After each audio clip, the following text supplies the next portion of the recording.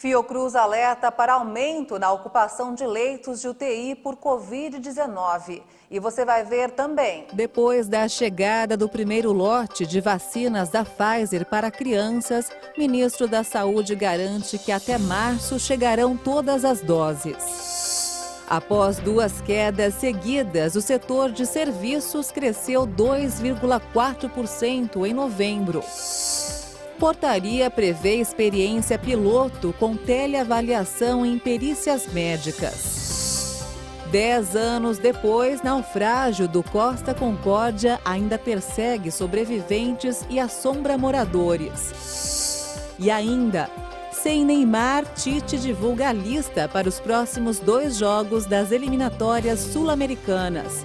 Agora, no Jornal das 18 horas. Olá, boa noite. Nota técnica do Observatório Covid-19 Fiocruz traz um alerta para o aumento na ocupação de leitos de UTI Covid para adultos. Nesta semana, 1/3 dos estados e 10 capitais encontraram-se nas zonas de alerta intermediário e crítico.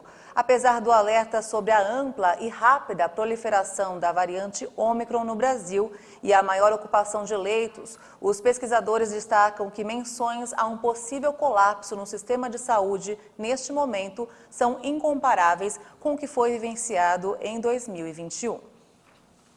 E o ministro da Saúde, Marcelo Queiroga, fez um pronunciamento após a chegada do primeiro lote das vacinas da Pfizer destinadas às crianças de 5 a 11 anos. Ele falou que até março a farmacêutica vai enviar todas as doses pediátricas. O Brasil recebeu o primeiro lote de vacina pediátrica da Pfizer com 1.250.000 doses. Os imunizantes contra a Covid vão ser administrados em crianças de 5 a 11 anos de idade em ordem decrescente. O intervalo entre as doses deve ser de 8 semanas. Até o fim do mês, 4.003.000 doses do imunizante devem chegar ao país. O ministro Marcelo Queiroga afirmou que a vacina tem se mostrado segura e que é importante para combater a Covid-19. Até o fim de março, nós teremos 20 milhões de doses da vacina infantil. E essa vacina poderá ser aplicada nos filhos dos pais que assim desejarem, nas nossas salas de vacinação, atendendo os critérios estabelecidos pela Anvisa. Essas vacinas têm sido aplicadas nos principais sistemas de saúde no mundo. Essa aplicação ela começou no mês de novembro, sobretudo nos Estados Unidos. Mais de 8 milhões de doses foram aplicadas nos Estados Unidos e as crianças de 5 a 11 anos não têm sido notificados eventos adversos maiores. Portanto, até o que nós sabemos no momento, existe segurança atestada não só pela Anvisa, mas por outras agências regulatórias para a aplicação dessas vacinas. A aplicação da vacina pediátrica da Pfizer, aprovada pela Anvisa em 16 de dezembro, pode começar a partir de amanhã. E a disseminação da variante Ômicron do coronavírus e também da influenza começam a afetar o funcionamento de restaurantes e também do comércio. A Associação Brasileira de Bares e Restaurantes informou que a cada semana, esses estabelecimentos precisam afastar cerca de 20% de seus funcionários por suspeita de gripe ou Covid-19, respeitando a orientação de isolamento do trabalhador com qualquer sintoma gripal. Para manter o funcionamento, segundo a Abrazel, tem sido necessário contratar temporários. E no comércio em geral, a situação não é diferente. A Associação Brasileira dos Lojistas Satélites vai pedir a redução do horário de funcionamento das lojas em shoppings para que os varejistas possam se organizar melhor com a falta de funcionários infectados. Por meio de nota, a Associação Brasileira de Shopping Centers descarta a necessidade da mudança, pois compreende que o setor adota medidas sanitárias que garantem o bom funcionamento dos empreendimentos sem colocar em risco com a integridade física de funcionários, lojistas e frequentadores. Um estudo mostra que o reforço da AstraZeneca é capaz de combater a variante Ômicron da Covid-19. A farmacêutica diz que o imunizante usado como terceira dose gerou aumento de anticorpos contra a Ômicron e outras cepas, independentemente das vacinas recebidas antes. Até agora, a AstraZeneca e seus parceiros de fabricação já forneceram mais de 2,5 bilhões de doses em todo o mundo. E o Brasil contabilizou mais de 87 mil novas infecções em 24 horas. É o número mais alto de confirmações diárias desde 18 de setembro de 2021. O Ministério da Saúde confirmou 133 novas mortes por Covid-19 no Brasil de um dia para o outro. Agora, são 620.371 vítimas da doença desde o início da pandemia. Também foram confirmados mais 87.461 novos casos de infecção por coronavírus de um dia para o outro. Mais de 22.716.000 diagnósticos já foram confirmados para a doença. A média móvel de mortes está em 123 vítimas. A curva apresenta tendência de alta, com aumento de 33%. Está abaixo de 200 pelo 39º dia consecutivo, depois de um ano e meio acima desse patamar. A curva apresenta tendência de alta, com uma variação de 18% em relação a 2 semanas. Já a média móvel de casos aponta 52.261 registros diários. O número indica tendência de alta no país, com variação positiva de 768%. E no mapa da evolução da doença por regiões, hoje 12 estados indicaram alta: Acre, Alagoas, Amazonas, Bahia, Mato Grosso, Minas Gerais, Pará, Paraná, Piauí, Rondônia, São Paulo e Sergipe. Outros 13 estados estão em instabilidade: Maranhão, Pernambuco e Tocantins. E 11 unidades da federação apresentaram queda: Amapá, Ceará, Distrito Federal, Espírito Santo, Goiás, Mato Grosso do Sul, Rio de Janeiro, Rio Grande do Norte, Rio Grande do Sul, Roraima e Santa Catarina. E um estado não divulgou os dados: a Paraíba. E o Brasil já aplicou mais de 338.386.000 doses de vacinas contra a Covid. Segundo o Ministério da Saúde e as secretarias estaduais de saúde, mais de 161.825.000 pessoas tomaram a primeira dose.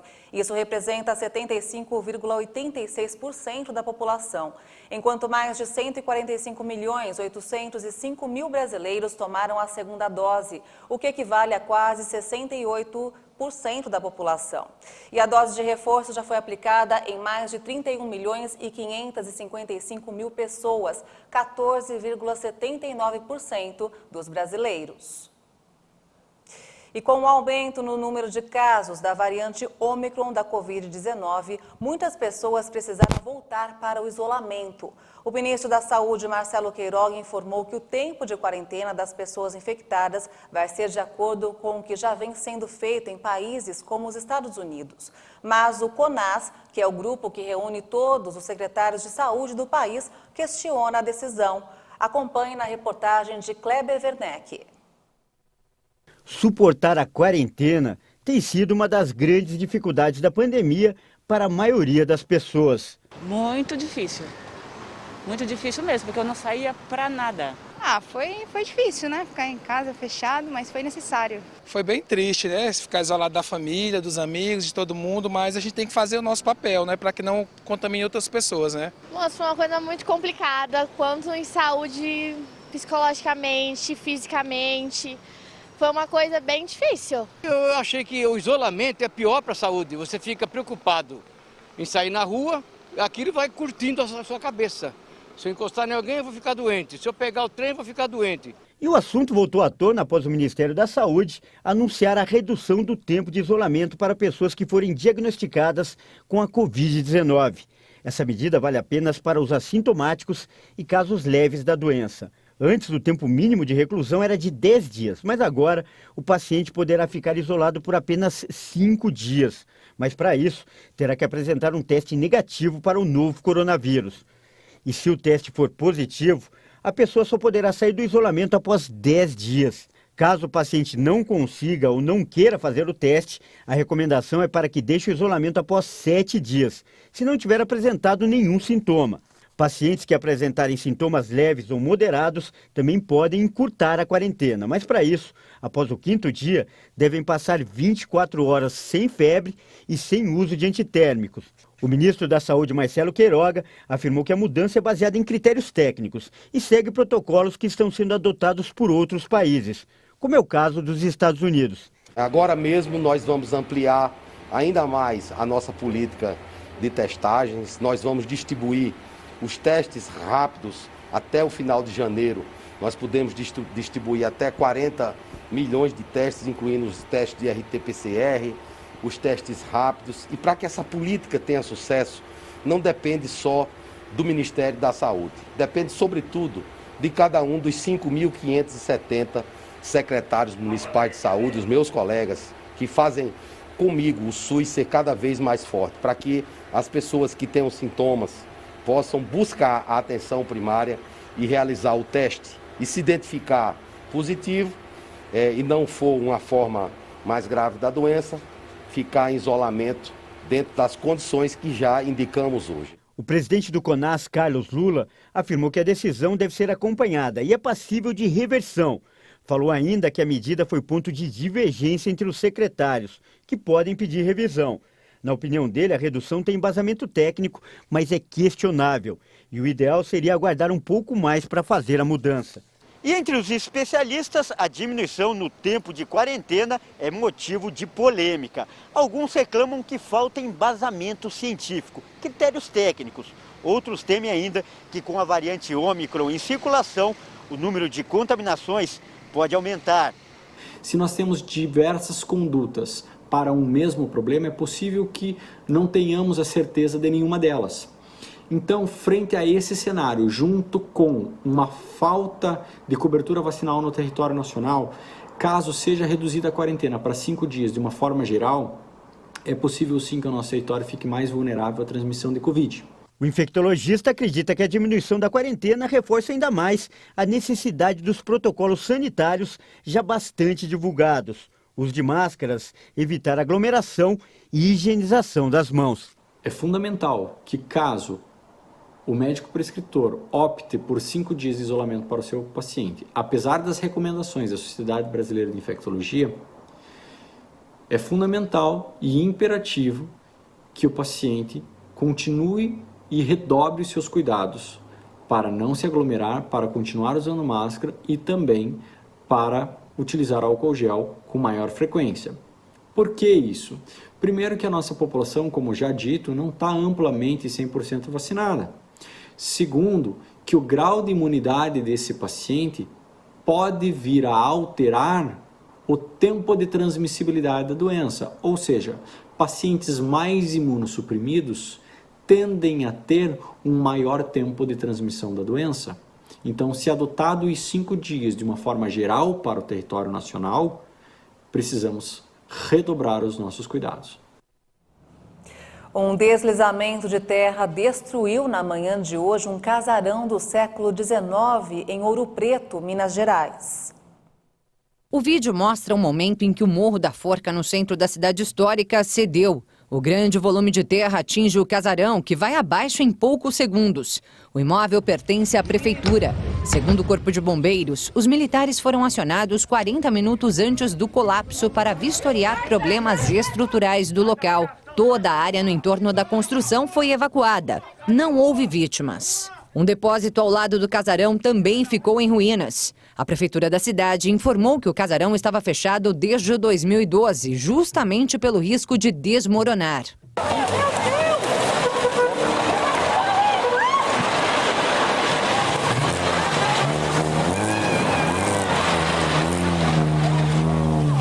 Ouro Preto está entre os municípios em situação de emergência por causa dos temporais que devastam Minas Gerais desde outubro passado.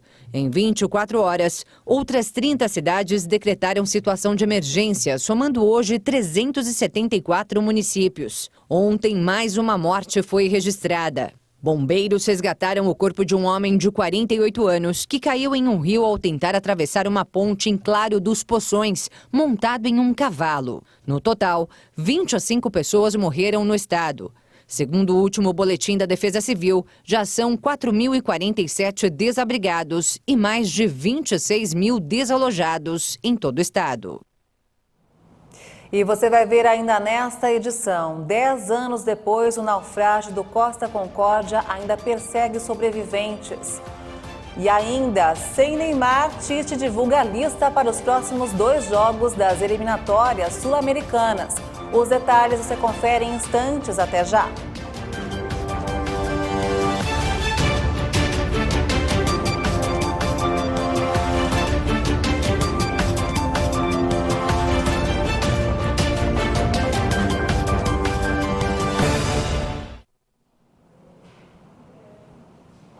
Estamos de volta. O governo federal publicou hoje uma portaria que institui uma experiência piloto com teleavaliação em perícias médicas. O ato, que cumpre uma decisão do Tribunal de Contas da União, foi publicado na edição desta quinta-feira do Diário Oficial da União. O teste será realizado em parceria com as prefeituras que possuem acordo de cooperação técnica com o INSS. A experiência não tem data para ter início, mas de acordo com a portaria terá duração de 90 dias.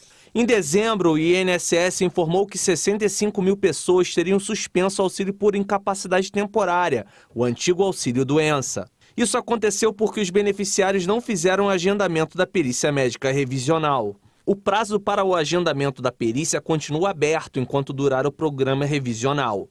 A agenda para fevereiro e março já está aberta em algumas unidades. No ato do agendamento, os benefícios suspensos são reativados. Esses beneficiários foram identificados no pente fino do INSS. A relação completa dos convocados foi publicada no Diário Oficial da União. O governo federal estuda alterar o programa Jovem Aprendiz para permitir que jovens de 14 a 24 anos sem matrícula escolar possam ser contratados. Se aprovada, a medida remove da lei o seu ponto principal.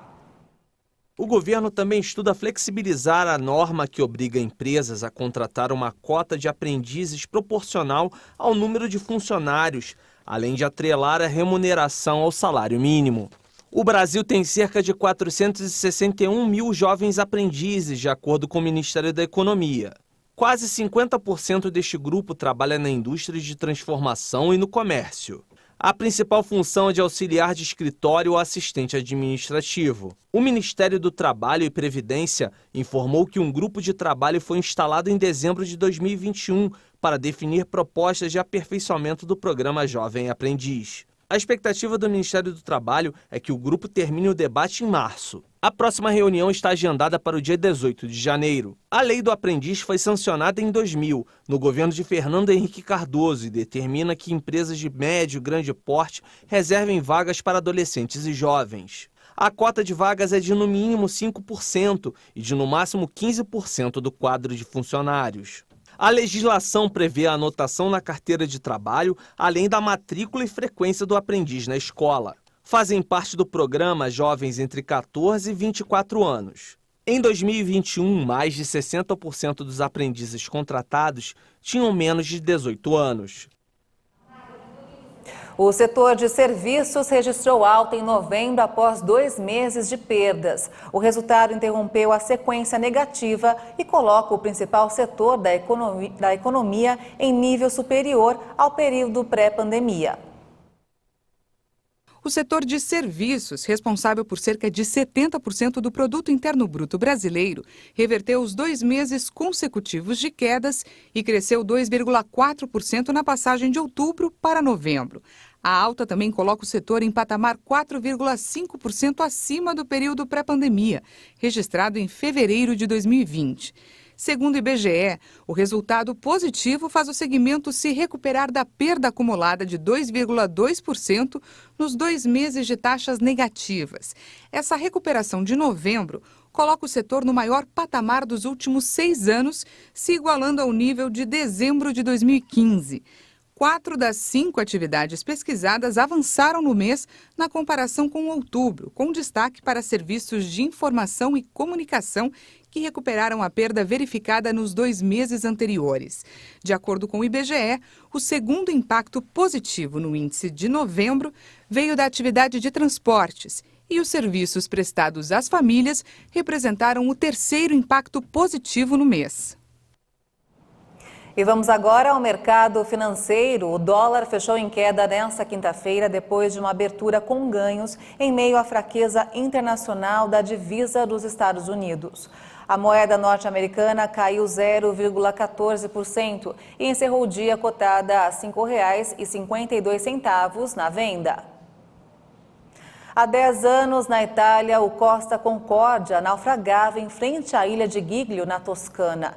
A tragédia, que deixou 32 mortos, ainda persegue muitos sobreviventes que se recusaram a retornar ao local do acidente hoje para uma cerimônia em nome das vítimas. Um trauma que ainda persegue os sobreviventes do naufrágio. Muitos se recusaram a retornar à ilha para lembrar as vítimas. Os passageiros que estavam a bordo da embarcação relataram que entraram em estado de choque em meio às operações de evacuação. Mas o pânico tomou conta do Costa Concórdia quando a energia foi cortada, mergulhando o navio na escuridão total. A retirada das pessoas começou mais de 1 hora após a colisão, quando os botes salva-vidas localizados em um dos lados do navio já estavam inutilizáveis. O Concórdia, que transportava 4.229 pessoas de cerca de 70 países, encalhou no momento em que muitos passageiros jantavam. O então capitão do navio, Francesco Schettino, demorou a ordenar o alerta de fuga e foi também um dos primeiros a abandonar a embarcação. Ele foi condenado em 2015 a 16 anos de prisão por homicídio culposo, abandono do navio e desastre ambiental.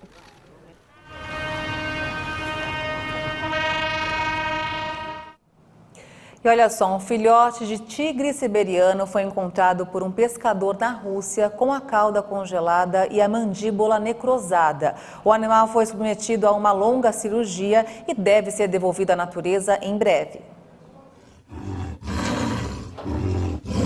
Este filhote de tigre siberiano foi resgatado lutando pela vida em meio à exaustão e congelamento no extremo leste da Rússia. O felino tem entre 4 e 5 anos e sofreu graves queimaduras causadas pelo frio. Ferido, ele foi resgatado por um pescador na margem de um rio no sul da região de Primorye no fim de 2021 e levado a um centro de reabilitação. A ponta da cauda do filhote estava congelada e a mandíbula inferior necrosada. Foram necessárias cerca de 2 horas de cirurgia para que fosse possível fazer um transplante de tecido saudável para reparar a boca do animal. De acordo com os médicos, a cirurgia foi bem sucedida e o animal vai permanecer sob cuidados antes de ser devolvido à natureza. O tigre siberiano está na lista vermelha de animais ameaçados da União Internacional para a Conservação da Natureza. Somente na Rússia existem cerca de 600 animais da espécie. Em 2010, o então primeiro-ministro russo Vladimir Putin, agora presidente do país, sediou uma cúpula sem precedentes que visava dobrar a população destes grandes felinos. Vamos falar um pouco de futebol. O técnico da seleção brasileira masculina, Tite, divulgou hoje a primeira lista de 2022, ano de Copa do Mundo. Sem caras novas, 26 atletas foram convocados para os próximos 2 jogos das eliminatórias sul-americanas.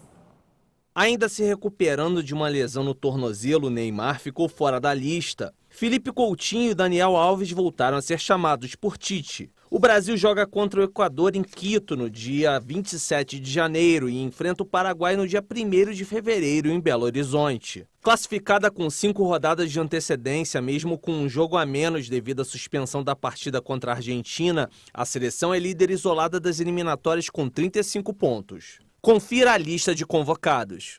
Goleiros: Alisson do Liverpool, Ederson do Manchester City e o Everton do Palmeiras. Laterais: Daniel Alves do Barcelona, Emerson Royal, do Tottenham, Alexandro, da Juventus e Alex Telles, do Manchester United. Zagueiros: Éder Militão, do Real Madrid, Gabriel Magalhães, do Arsenal, Marquinhos, do Paris Saint-Germain e Thiago Silva, do Chelsea. Meio-campistas: Casemiro, do Real Madrid, Fabinho, do Liverpool, Bruno Guimarães, do Lyon, Gerson, do Olympique de Marselha, Fred, do Manchester United, Felipe Coutinho, do Aston Villa e Lucas Paquetá, do Lyon.